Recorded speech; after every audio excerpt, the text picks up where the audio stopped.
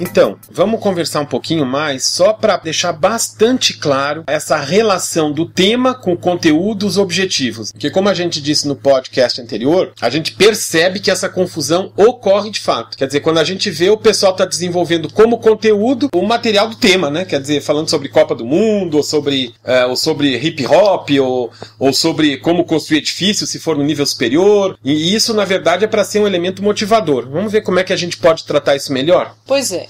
Vamos colocar aqui um exemplo como o tema sendo Copa do Mundo. E já que a gente está trabalhando com matemática e português, vamos entender isso um pouquinho melhor. O tema, ele é um ponto crucial para que a interdisciplinaridade aconteça. Então, se você está tomando Copa do Mundo como tema, você vai olhar para o seu conteúdo de matemática, por exemplo, através da ideia da Copa do Mundo. E se você vai trabalhar, por exemplo, com progressão aritmética, você pode captar alguns dados das Copas do Mundo do ponto de vista da história, todas as Copas do Mundo que já existiram, e angariar dados para colocá-los em sequência. E esses dados que você vai colocar em sequência, você precisa então verificar se são progressões aritméticas ou não. E aí quando você traçar o seu objetivo, por exemplo, você não vai querer que seu aluno compreenda como funciona a Copa do Mundo na história. Não é isso que você quer alcançar. O que você quer continua sendo a compreensão do seu aluno sobre progressão aritmética. E, por um acaso, você está utilizando um tema base, que é a Copa do Mundo. Você poderia fazer a mesma coisa se você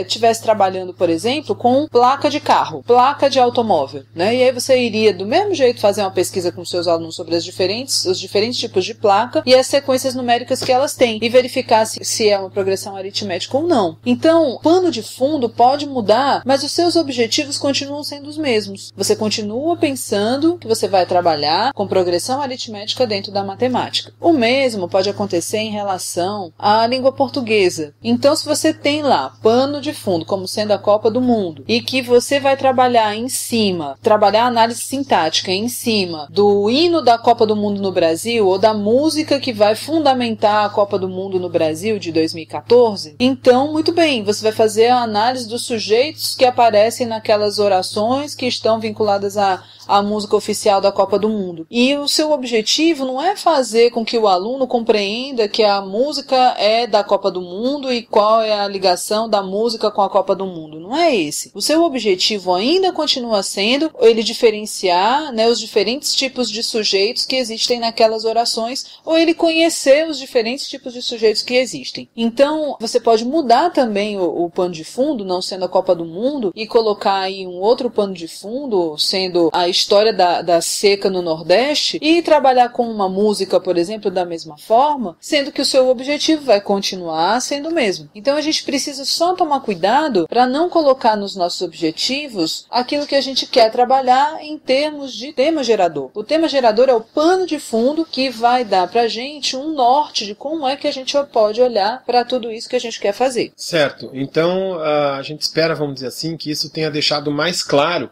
esse aspecto e a compreensão de que esse tipo de movimento, na verdade, ele é um movimento que pode ser usado em qualquer nível da educação, desde que, no caso, o sujeito, vamos dizer assim, o sujeito educando, ele possa efetivamente manifestar, ele tem a condição de manifestar quais são os elementos do seu interesse naquela fase da vida ou naquele momento da vida em que ele está trabalhando. Né? Isso é fundamental, professor, que você falou, porque a gente não escolhe o tema porque a gente quer. A gente escolhe o tema que esteja mais próximo da realidade do contexto do nosso aluno. Isso é fundamental. É por isso que a gente está falando de Copa do Mundo. Tem um tema mais atual do que esse neste atual momento, hoje, 13 de abril de 2014, né? A Copa do Mundo aí bem pertinho da gente, acontecendo no nosso país. Então é um tema que está todo mundo falando, é um assunto que está todo mundo conversando. Então gente precisa buscar essas informações para trazer para a